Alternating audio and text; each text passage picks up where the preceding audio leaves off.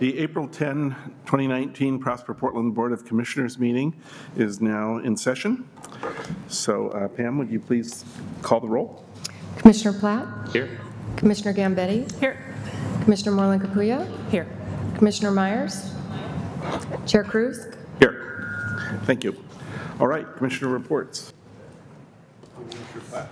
Would you like to go first? Just one thing. On this Monday, April 8th, I attended Design Week Portland event, 1% for the Homeless, which is a new initiative by area businesses to donate 1% of profits to various different organizations working on the houseless or homeless issue.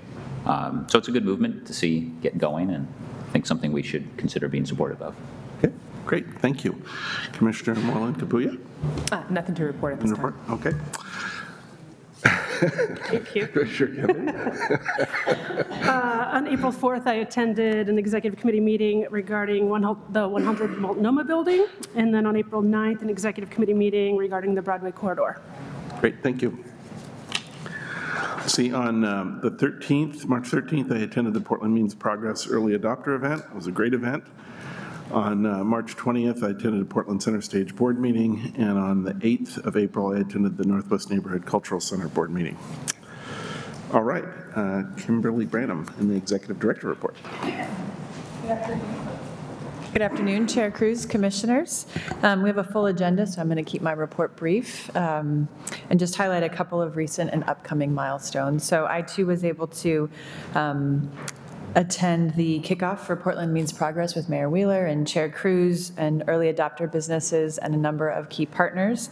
Portland Means Progress is something we've talked about here before, but it's an initiative designed to support underserved students, purchase from businesses owned by people of color, and create inclusive inclusive company cultures, Over the next year, a core group of 50 early adopters will be working together, and these are businesses who have from 3,000 to 15,000 employees, so a real range of businesses who will pilot the initiative before it launches more broadly in 2020.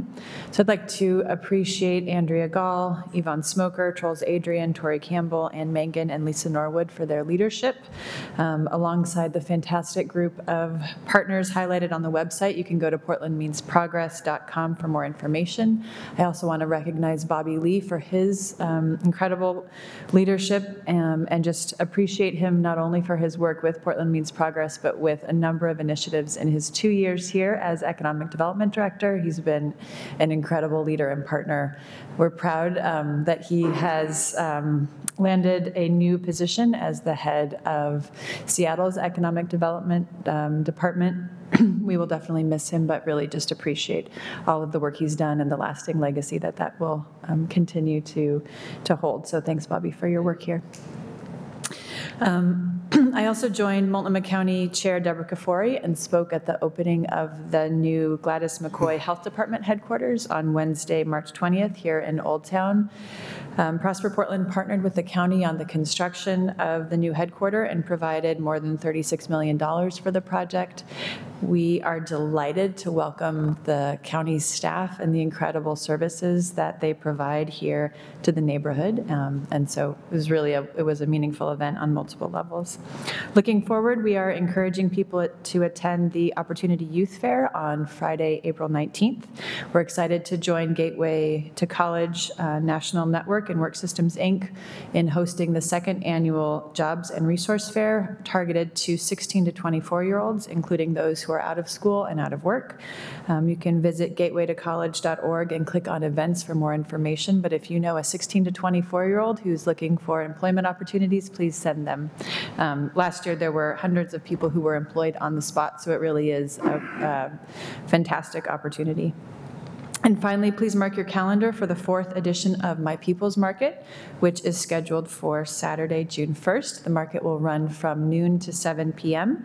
And this time the market will be located on 60,000 square feet of the Broadway corridor at the corner of Northwest 9th and Lovejoy on the former post office site. So thank you very much. Great. Thank you. On behalf of the board, I would just like to second Executive Director Branham's comments regarding Bobby Lee, too. We've really enjoyed working with you, and we'll miss you. So good luck in Seattle. All right. Next up, we have the minutes. Would someone like to make a motion? Well, first of all, are there any comments regarding the meeting minutes for March 13th? Nope. Would somebody like to make a motion to approve them? Motion to approve. Thank you. Second? Great, thanks. All those in favor? Aye. Aye. Okay, minutes are approved. Great. So now we have public comment. Would Len Michon, I'm sorry if I've mispronounced that, but if you'd like to join us, be great.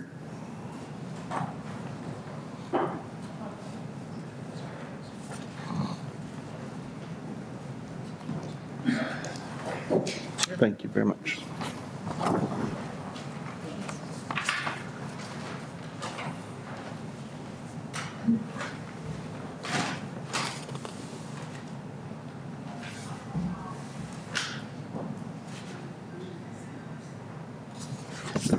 My name is Len Sean, Commissioner Cruz, and members of the board.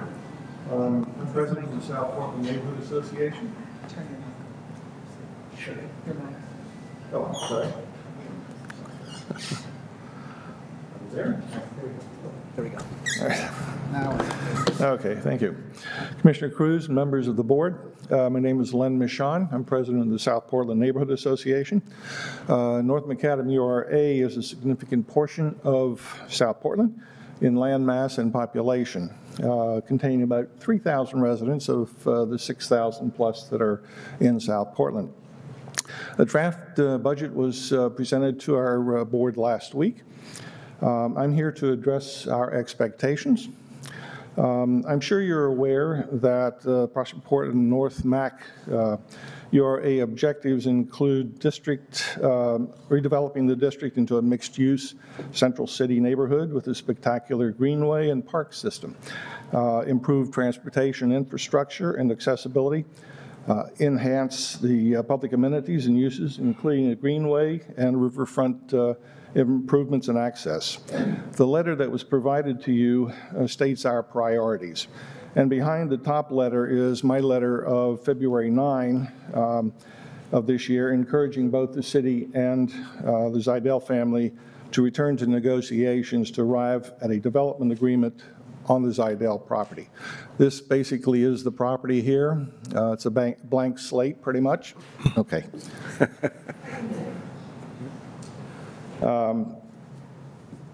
So South Portland's priorities certainly are the completion of Bond Avenue, which is actually shown on the Zidell property here but does not exist, and the Greenway, which is also on Zidell's property. It's critical for housing, for jobs, for parks, and the Greenway, not only for the residents there, but for the entire city to complete the Greenway around the city. If restarting the negotiations are not possible, although I don't know why, the projects that we support are the transportation-related projects of the South Portal. Basically, it's the Macadam, Moody, Hood Avenue reconfiguration, including the extension of Lowell Avenue through certain properties, and the Greenway on the Prometheus property. Again, our priority is really getting negotiations started again with Zidell and moving this forward, because quite frankly, without completion of bond, you're basically leaving a lot of people stuck. There is, while the South Portal will help getting people in and out, you really need a through all the way to the north end. And currently the portion of bond that is being worked on between Tillicom and the River Parkway will be opening at the end of this year. We just need that connection. Thank you. Great. Thank you very much. Okay. Oops. All right. So we're going to change things just a little bit. Later in our agenda, we have a work session and a separate executive session regarding Lents. But I understand there are several people here for public testimony regarding Lents. And so we thought that rather than have those folks necessarily wait all the way through the rest of our agenda, you might want to give your public testimony now. And then if you want to stay through the rest of the agenda into the work session, that is fine, of course, too. But if you'd like to go ahead and step forward, that would be great. I have 4 people, maybe 3 of you, or you could pull up another chair if you want all 4 to come up. Robert Schultz, Rebecca Binford, Nick Christensen, and Annette Matson. We're all here.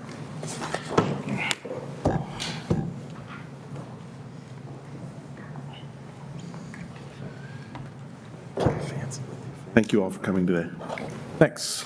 I'll go and start. I'll start. Thank you, Chair Cruz and members of the board. I want to take you back to a promise made to Lentz 20 years ago of new family wage jobs, assistance to new and existing businesses, improvements to local infrastructure, improvements to existing housing, and new housing construction. This is why the Lentz URA exists.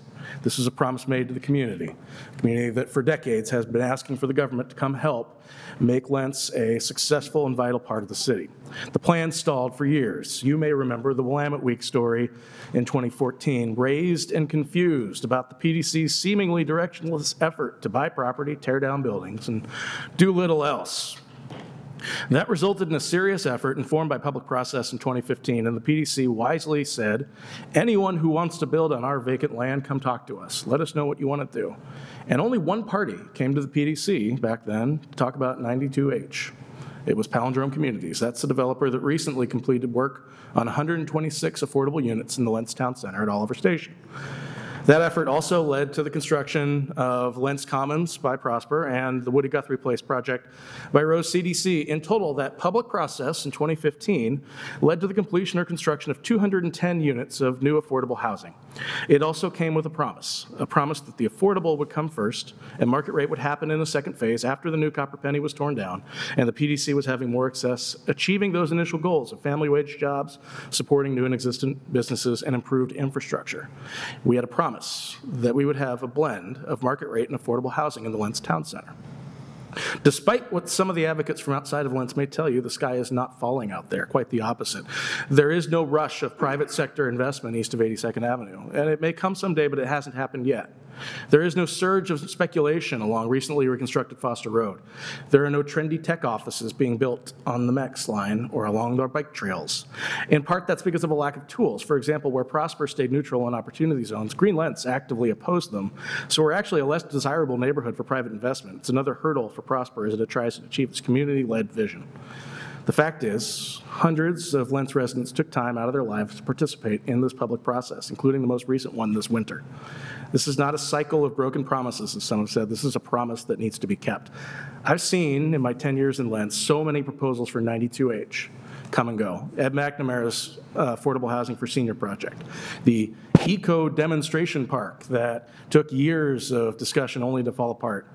And now we have a viable project that's ready to go. It's time to move past endless analysis. It's time to not put this on the back burner for another 3 years of concepts and process. It's time to set the market and demonstrate that market rate housing with inclusionary zoning can happen in East Portland and that the private sector can be a part of the solution in addressing our affordable housing crisis. And it's time to support commercial development in the Lentz Town Center by increasing the customer base in the area. The community is watching, and the community will be watching. Thank you.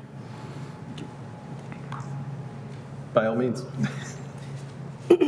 I am a 15-year Lentz resident. I bought my house in 2003, and we attend our neighborhood schools. We're active in our community, and I've seen all of this beautiful development come in as a result of the hard work that Prosper Portland and our Lentz Neighborhood Association has put in, and lots of wonderful community members like these people I'm sitting next to.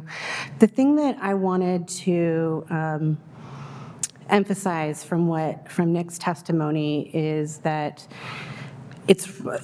why it's important to have mixed rate affordable housing together and not concentrate all affordable housing or low-income housing into one property is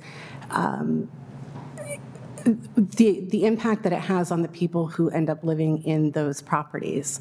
I have single moms who are single mom friends of mine who have children at the same school as mine.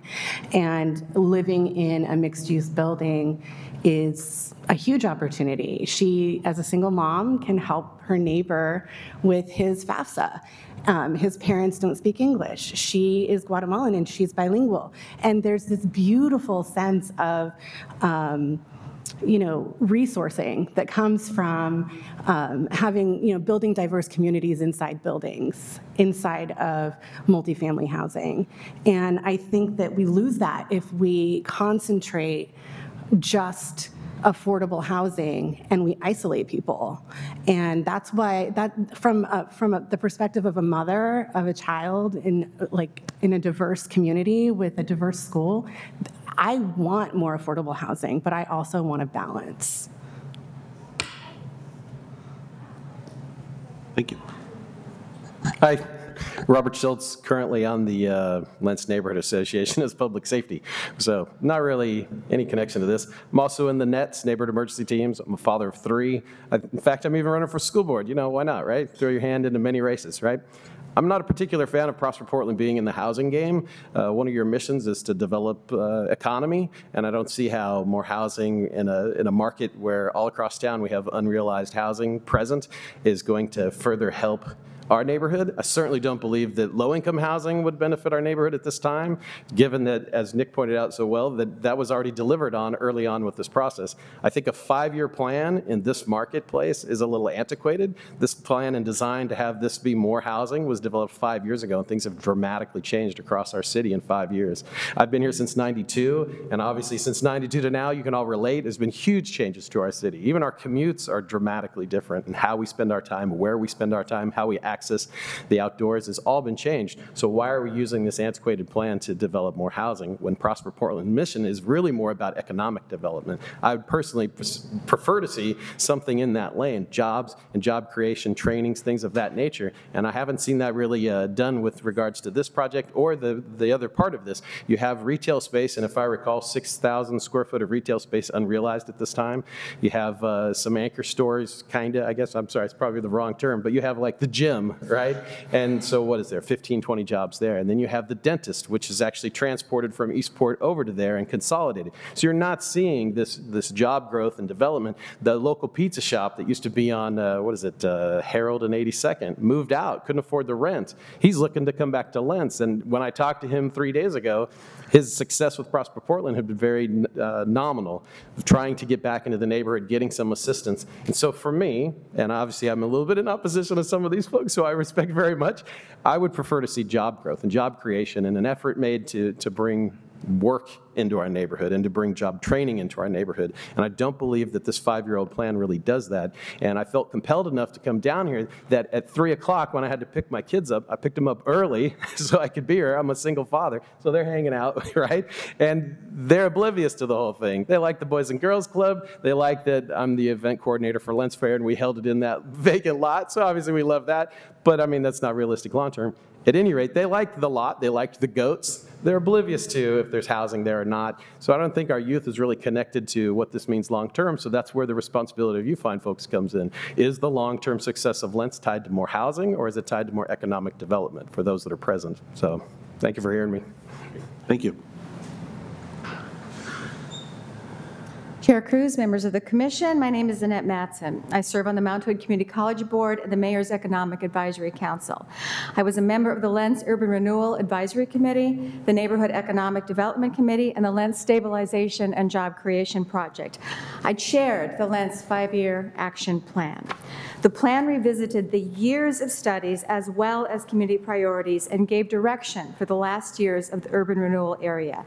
The action plan, approved unanimously by this council, approved unanimously by the Portland City Council, calls for game-changing redevelopment along 92nd Avenue, redevelopment of PDC properties, infrastructure investment, and promotion of business development. We looked at the URA as a neighborhood, not as one-off projects, but a combination of all the things needed for people of all incomes to live well. The action plan calls for a grocery anchor, something the community has been asking for years, active retail in the bakery blocks, redevelopment of 92H with mixed retail and housing, and a public plaza on the 92H site.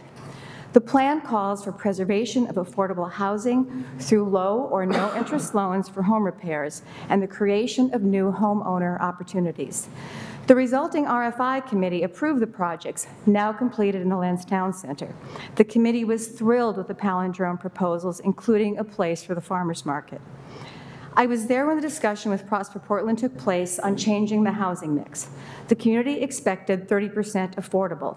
Prosper Portland proposed 50% affordable, 50% market rate to create a mixed income community. Neighborhood folks agreed to affordable housing first based upon the promise of market rate housing next. Every neighborhood should have a range of housing so that no matter what your economic circumstances or what they become, you can stay in the same neighborhood or choose to move to a new one.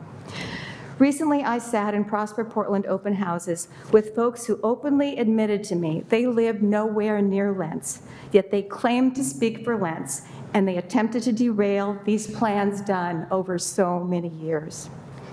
Please make sure local businesses owners can locate in the Lens Town Center and succeed by adding the promised market rate housing. Make sure the community has the plaza we want and the grocery store that we need. You're deciding the future of Lens for the next 20 years or more.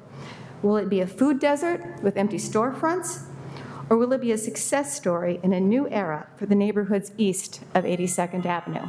Thank you. Thank you. Any comments, questions? No? Well, okay. Yeah, I thought, just in case anybody wants to leave, why don't we do quick comments in case anybody has any? No? Okay. All right. Thank you very much. And we'll have our work session shortly. Thank you. Okay.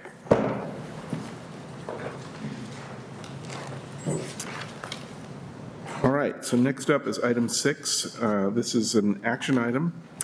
This is adopting the 10th Amendment to the amended and restated Interstate Corridor Urban Renewal Plan. And we have Robert Smith and Leslie Goodloe here to speak today.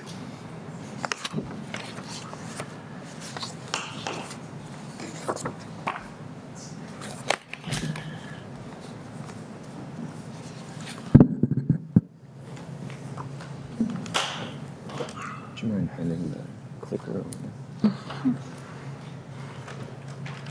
Welcome. Thank you for coming. Good afternoon. Good afternoon. Good afternoon. Chair Cruz, Commissioners, Executive Director Branham, my name is Robert Smith, and I'm a project manager on the Policy Research and Compliance team here at Prosper Portland. I'm joined today by Leslie Goodloe, the Business Operations Manager at the Portland Housing Bureau, and Dr. Stephen Holt, the Chair of the North-Northeast Housing Strategy Oversight Committee. Today we will be bringing forth for your consideration Resolution 7306, seeking the Board's approval in the adoption of the 10th Amendment to the amended and restated Interstate Corridor Urban Renewal Plan. Before we get too far along in this item, it was requested that I mention that the Policy Research and Compliance team will be coming back to the Board in the very near future with a detailed overview of how TIF is currently being utilized throughout the city, along with a forward-looking schedule that highlights upcoming releases of acreage and AV and how that pertains to the 15% citywide limits for both of those categories, and a summary of current discussions around the potential future use of tax increment. So back to the item. Again, we are bringing forth Resolution 7306, requesting the approval of the 10th Amendment to the Interstate Corridor Urban Renewal Plan. This is an opportunity that has been identified by our partners at the Portland Housing Bureau and supported through recommendation of inclusion by the North-Northeast Housing Strategy Oversight Committee. Bringing the area into the existing district would allow for the use of tax increment funds to be used into future development of this proposed site. And amending the district would also allow Prosper Portland to deliver on goals set out in its strategic plan, specifically around partnering efforts to meet the growing need for affordable housing and creating healthy and complete neighborhoods throughout the city. So some details about the amendment area itself. The amendment area includes 11 city-owned parcels that total around 5.6 acres. We're looking at about 3.2 acres of parcel area and about 2.4 acres of right-of-way and surrounding area to make the connection to the existing district. These are publicly owned parcels, so they are tax exempt and would not be adding any real property assessed value at this time.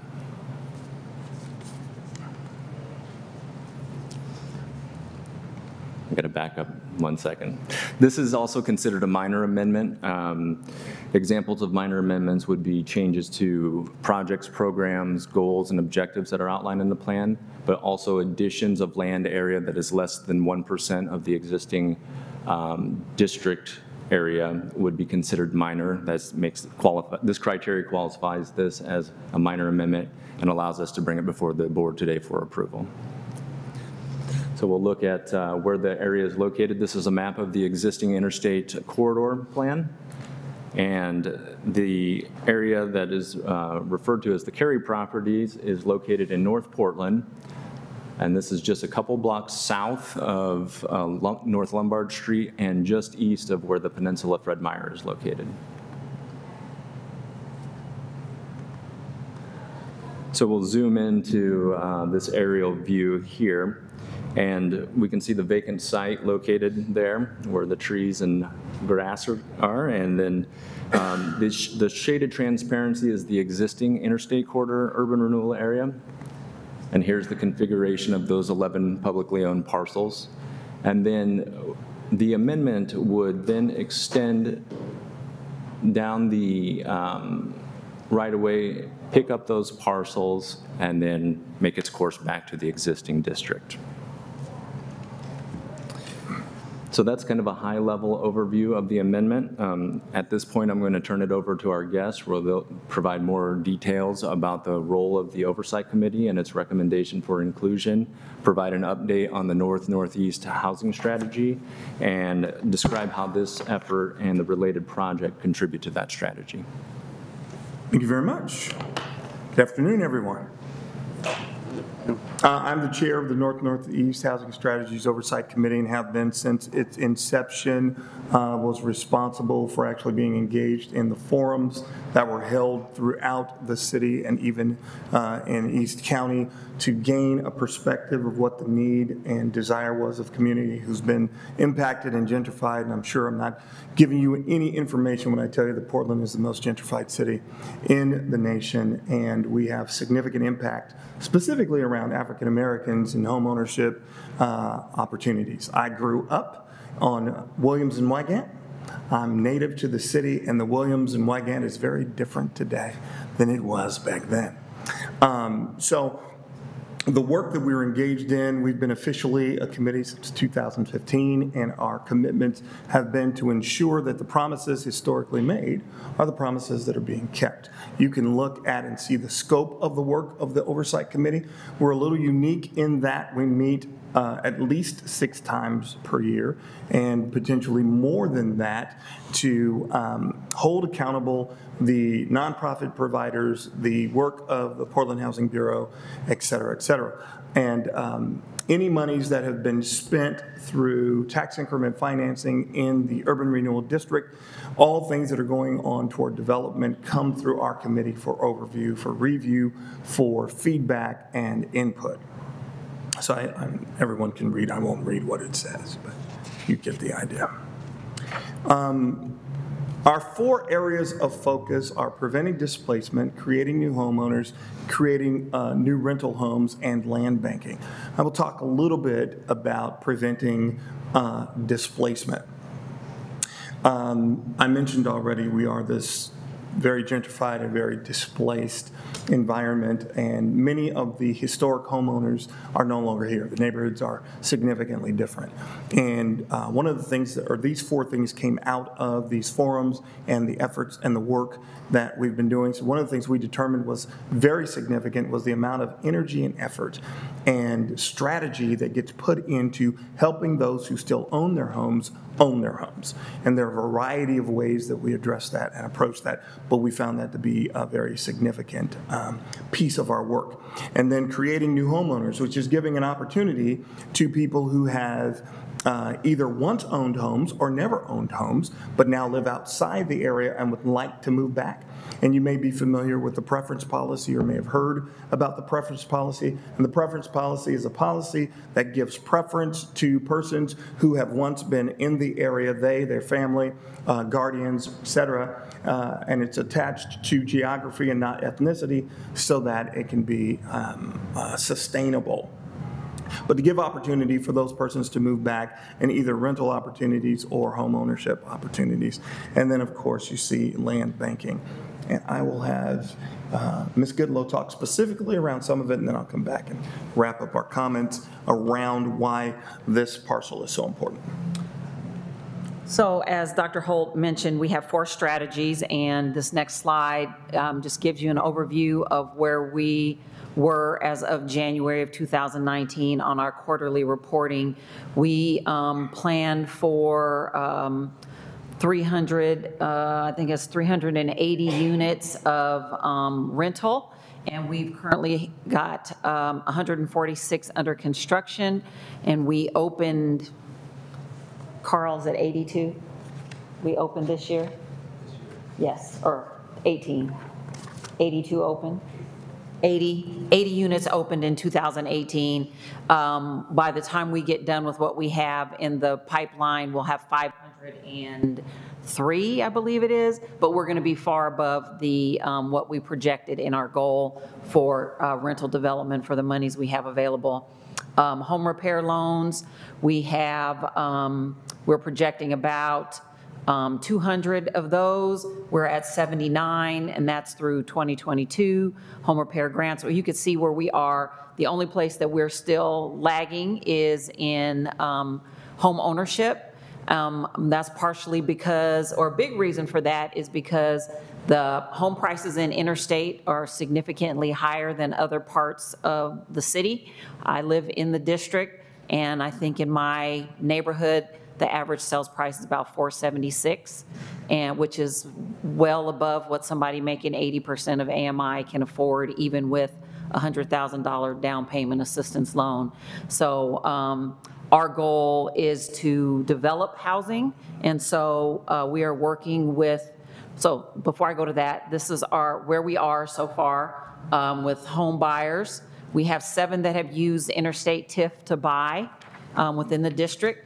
We have 3 that have used the funds from Prosper. We got $5 million from Prosper to support the strategy for folks that make between 80 and 120% of AMI, because our dollars can only go up to folks making 80%. And so we have 3 people that have purchased using Prosper dollars. We have 2 that have purchased with some citywide dollars, which is construction excise tax, that we were able to put in for 10 slots or 10 families to be able to purchase. As of today, I think all but 2 of those have been programmed. So within the next couple of months, we will have significantly more.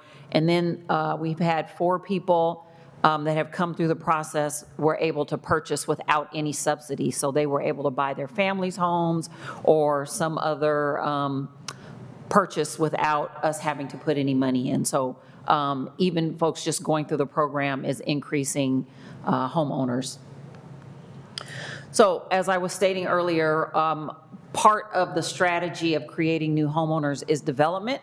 And so we are partnering with Proud Ground and Habitat and PCRI to actually build homes. And so we have several projects in construction or soon to be under construction. The Williams Townhomes with PCRI, they were completed and they did the open house a few weeks ago. Habitat for Humanity has 3 projects well, two on one site and then one on another site that are under construction that will all be available for purchase for people coming through the preference policy. And this slide shows how we are working towards reducing the minority homeownership gap in the district. As the bottom here shows, we have 12 new homeowners currently. We're going to put there's 12 units at the Olin site, 30 units at the Kilpatrick site in Phase 1 and Phase 2, and then at 5020 North Interstate, that's 40 units. And by the time we get done with that, we'll have 110 with the folks that are getting down payment assistance.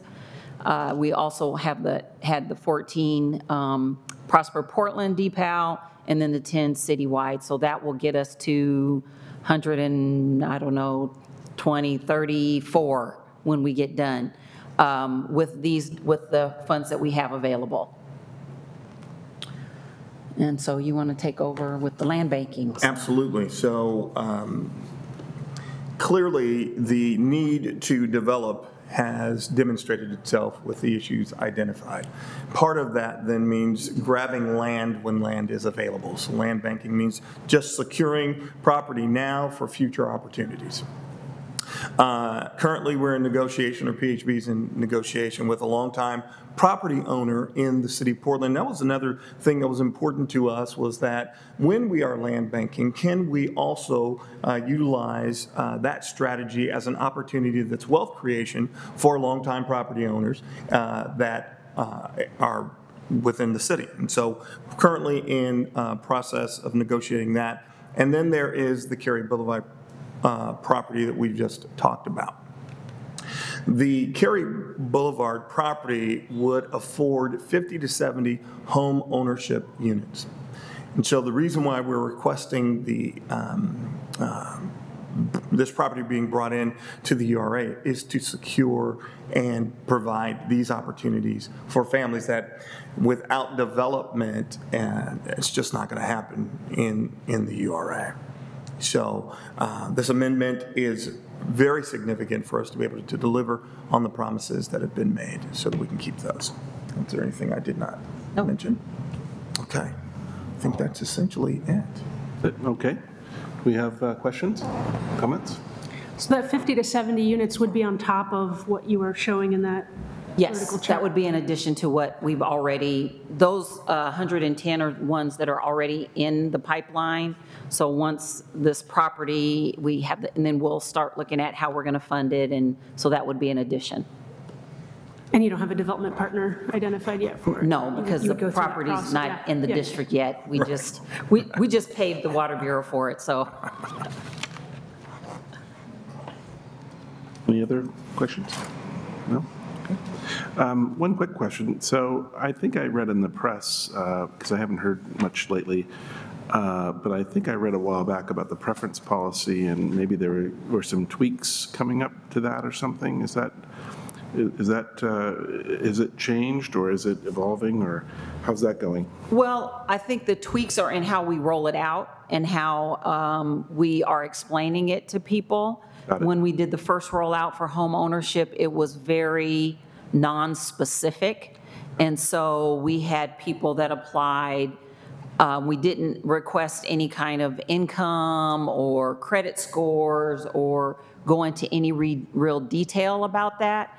And so we had people apply that, you know, their only source of income was Social Security, to people that were making too much money. And so we had over 1,000 people apply for 65 slots. Wow. Okay. And so as people are coming through the door and they find out, oh, I don't make enough money, or so we had to catch, you know, to coin the phrase of folks feeling like kind of like a bait and switch. Mm-hmm. And so as we're rolling out this next round for 5020 and some of the other condos, we're specifically saying these are for condominiums, they're for flats, they're 2 to 3 bedroom, where they're at, what the square footage is, so people understand that they're applying for a condo.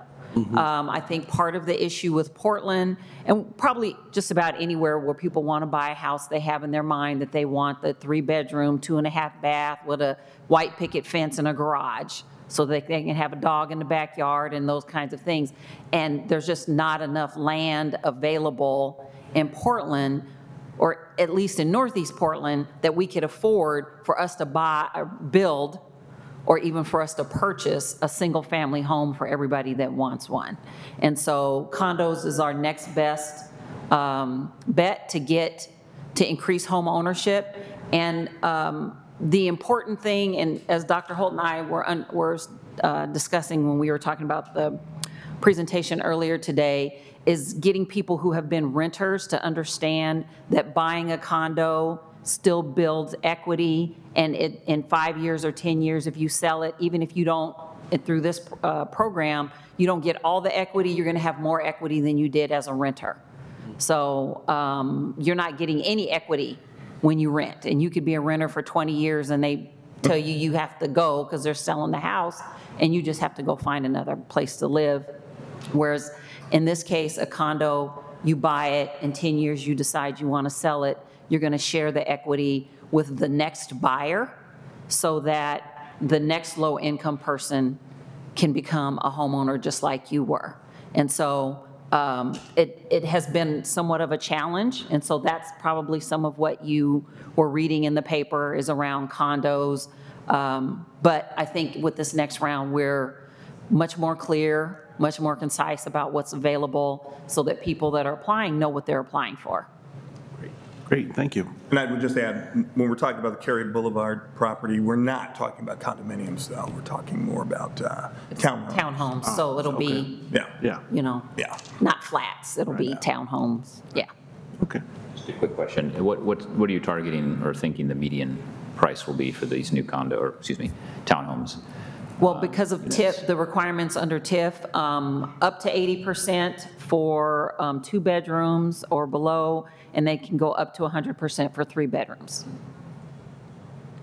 Good. Super. Other questions, comments, please? Quick comment. Please. So I just want to express sincere appreciation to the team. Leslie and Dr. Holt have been amazing partners. The work that we do in North and Northeast Portland, I think we've mentioned with the Community Development Initiative, is very closely tied to the Housing Oversight Committee. And Leslie and Dr. Holt have been at a lot of the meetings and put in a lot of time and a lot of wisdom. And so I just want to appreciate their partnership and the great work that they've been doing, and the ongoing partnership. So thanks very much. Great. Thank you. Thank you for all Progress your is work. impressive. Yeah, Thank you. it absolutely is. It's great. Thank you very much. Thank you. Yeah, thanks. Okay. All right, then. Would someone like to make a motion to adopt resolution number 7306? Motion to adopt. Thank you. Have a second? Okay. Second. Thank you. All right, all those in favor? Aye. All right, okay. Motion passes. Thank you. All right, next we have an information item. This is an update on the fiscal year 2019 to 2020 budget, and Tony Barnes will lead us through that.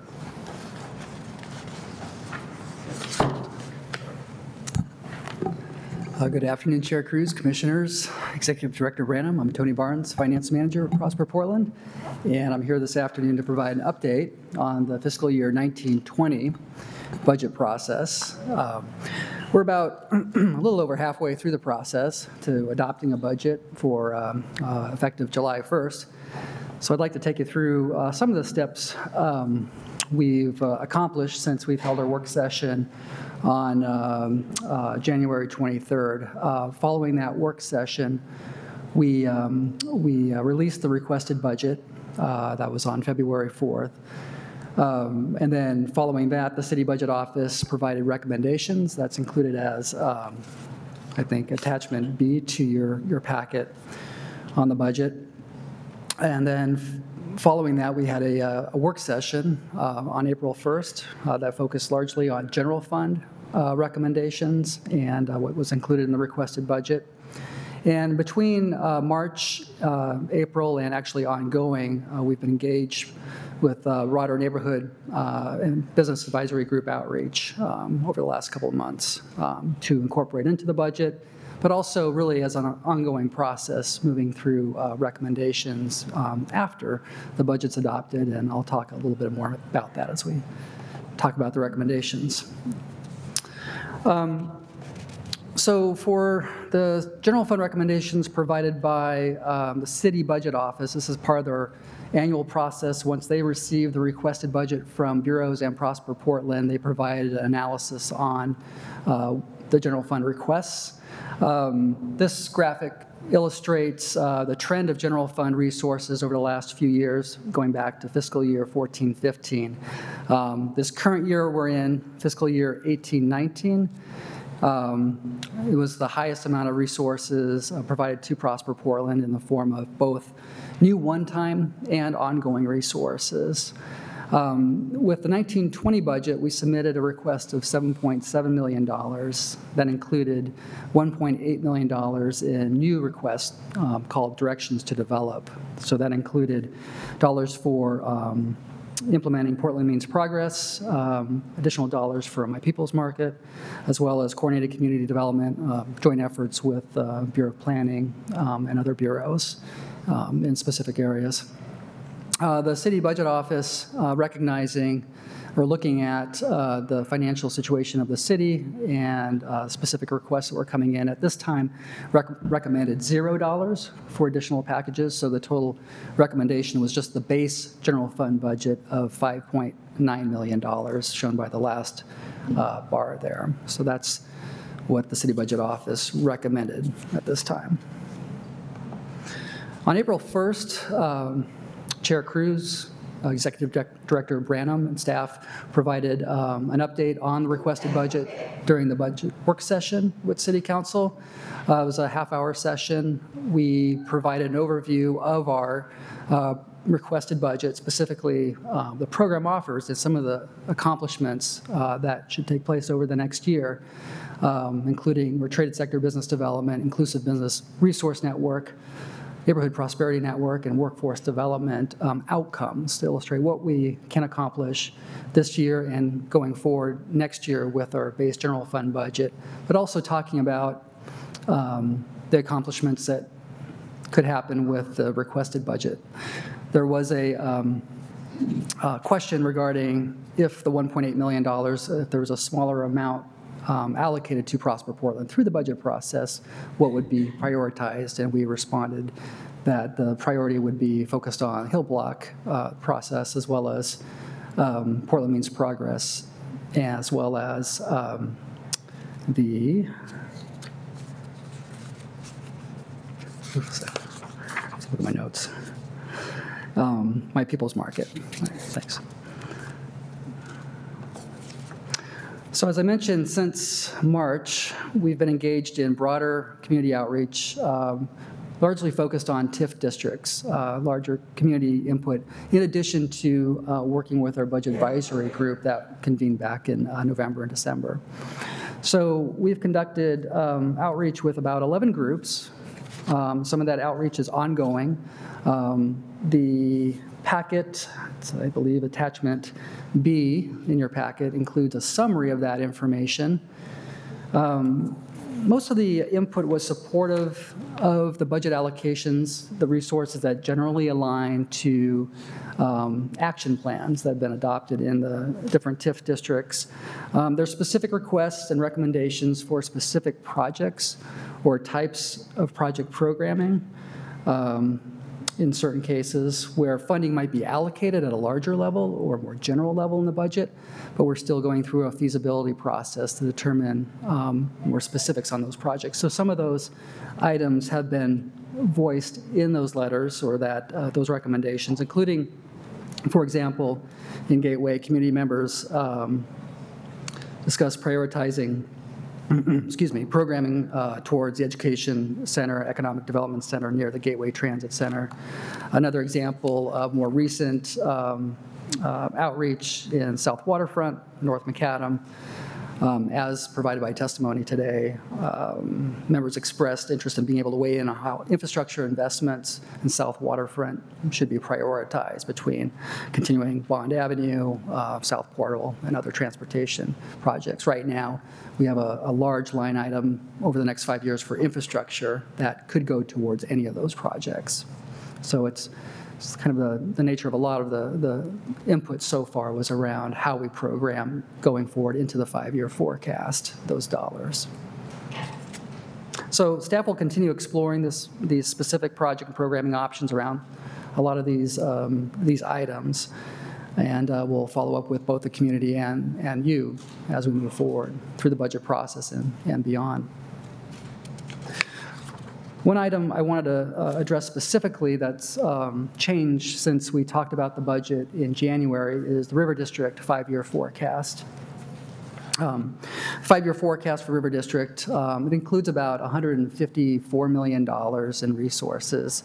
That includes additional TIF and program income in the district, expenditures focused on remaining the post office Broadway Corridor project, the remaining housing set aside, the Old Town Chinatown investment and action plan, as well as property, pre-development, staff, and overhead costs over the next 5 years. One item to call out specifically is the line of credit repayment. We have a $36 million obligation for borrowings we've made to accomplish public infrastructure projects in River District. We secured the line of credit with the idea that we would repay that line of credit through potentially a sale of the U.S. Post Office, a portion of the post office site, which is included in the program income resource up above in this graphic. However, as we've looked at costs, primarily a Broadway Corridor post office included all the infrastructure, all the holding costs, demo costs, relocation of the retail site. That number has grown since the budget we shared with you in January. It's about $47 million over the 4 or 5 years. That, with other adjustments to the budget, has led to about a $7 million deficit in the 5-year forecast. It's not an immediate deficit in the next 2 years. It's looking at kind of the end of 5 years. And so how do we solve that? We'll be looking at a couple of options over the next few months, over the next year. Options include optimizing income from the post office site. For example, the garage that's on site and potentially making that an income generator. Also seeking infrastructure bureau commitments to help fund post office infrastructure site investments.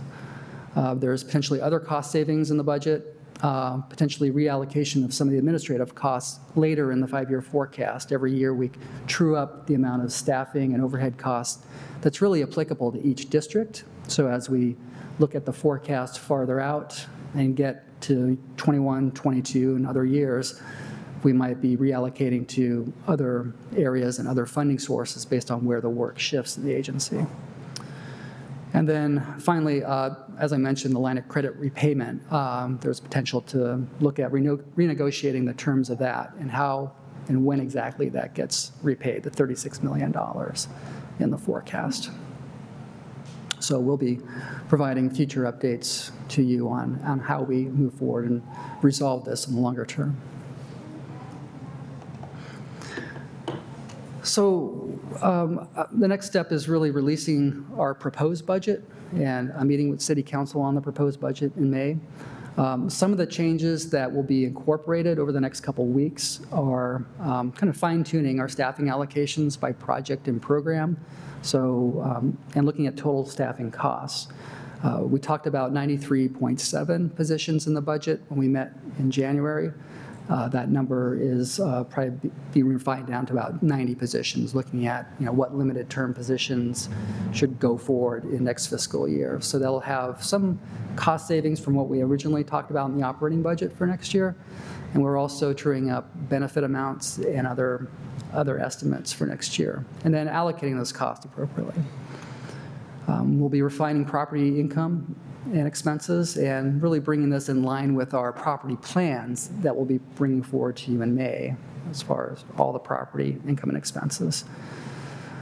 identifying specific adjustments for our administrative overhead. We have a target in our financial sustainability plan around $3.9 million per year. It's fairly constant. Primarily, that covers the cost of rent, internal costs, systems, other contracts that are not specific to a geographic project or program or general fund project or program. And so we're getting close to that number, and we'll be including a number around $3.9 million in the proposed budget. And finally, the mayor will release his proposed budget recommendations, I believe, April 30th or May 1st. So we'll be incorporating the mayor's recommendations into our proposed budget so that we line up and present that to City Council. So next steps, as I mentioned, we'll receive the mayor's proposed budget and incorporate them into the Prosper Portland budget. May 9th is the presentation. We have an hour scheduled with City Council at 2 o'clock on May 9th to present the proposed budget to City Council, and we'll focus a lot more on the TIF district budgets, whereas we focused on general fund in our work session several weeks ago. The evening of May 9th is a public budget hearing. City Council will take testimony on the Prosper Portland budget, and then following that, the full City of Portland budget. And May 22nd scheduled the approval of our budget by City Council. Following that, we'll bring the budget back to you with a commission, a tax supervising conservation commission hearing and certification. So the commission will likely have some questions on the budget and act to certify the budget. And after that, you can make some final adjustments if you have any, or we might present some staff recommended minor adjustments at that time as well. And that completes my update, and I'd be happy to answer any questions. Thank you. It was a good presentation. Questions or comments? Looping back to the public testimony we had about Bond Street, what's the process for figuring out the allocation of infrastructure there and kind of timing on that? For North Macadam? Yeah, do we? Yeah, I think it's a longer process. It's not going to be, I think, resolved in this budget cycle by July 1st, but over probably the next year or so, working with our Bureau partners and community partners. Kimberly, additional thoughts? Yeah, so we, I appreciate the testimony, and we had another letter from the Coalition of Southwest Neighbors who also articulated a desire to see major infrastructure and, if possible, a re-engagement with the Zidell family on the development agreement. So we'll be going back out to describe a little bit about what this process looks like in more depth. But Lisa and the team will be sitting down with our partners at PBOT and Parks in particular, as well as the Housing Bureau, to decide and have conversations around what the investment opportunities are. I think we have some ideas. Certainly the South Portal and Bond Greenway are high priorities. The investments that we had anticipated making within the development agreement were to catalyze and would be at the same time as private development. So without anticipated private development, I think we need to recalibrate some of our expectations. But we do want to make sure that we're supporting the overall growth and circulation, and certainly OHSU needs some circulation. So we're looking seriously at it. We're still committed to having ongoing conversations, and so more to come. But I think the next step is really to see what PBOT has in terms of resources and the ability to move forward with bond. It's probably the first next step, but no announcements to date. We haven't finalized that conversation. Great, thank you. Other comments? Just a quick comment. Thank you, Tony, for presenting the scenario and also presenting several potential solutions. And I'm wondering in June, when you come back to present, one that seemed particularly intriguing to me is renegotiating the line of credit payment. So I'm wondering if you work with the team to sort of prioritize which of those. I mean, in theory, if you could renegotiate that payment, then you may not have to worry about decreasing the amount of folks that you hire, right? from 93.5 to 90. So I'm wondering if when you come back, you can maybe, or maybe even intermittently give us some updates on which of those strategies has been deemed successful. I mean, if they can reduce it by 8 million, that'll resolve the issue. Want me to talk to them for you? So, but thank you for the report. And Be happy I to would do just that. love an update on some of those strategies. Certainly. Okay, great. If there are no other comments, thank you very much. Thank you. Right. Thanks. Okay, so next we're going to move on to Lents. We're going to first have a work session and then an executive session in connection with Lents projects. So I will read some previously prepared language. We will adjourn the Prosper Portland Board meeting. This concludes the regular agenda. And I will now, and we will take a short break and then reconvene the Prosper Portland Board work session, which will focus on Lents Town Center Phase 2. Thank you. Tongue-tied today.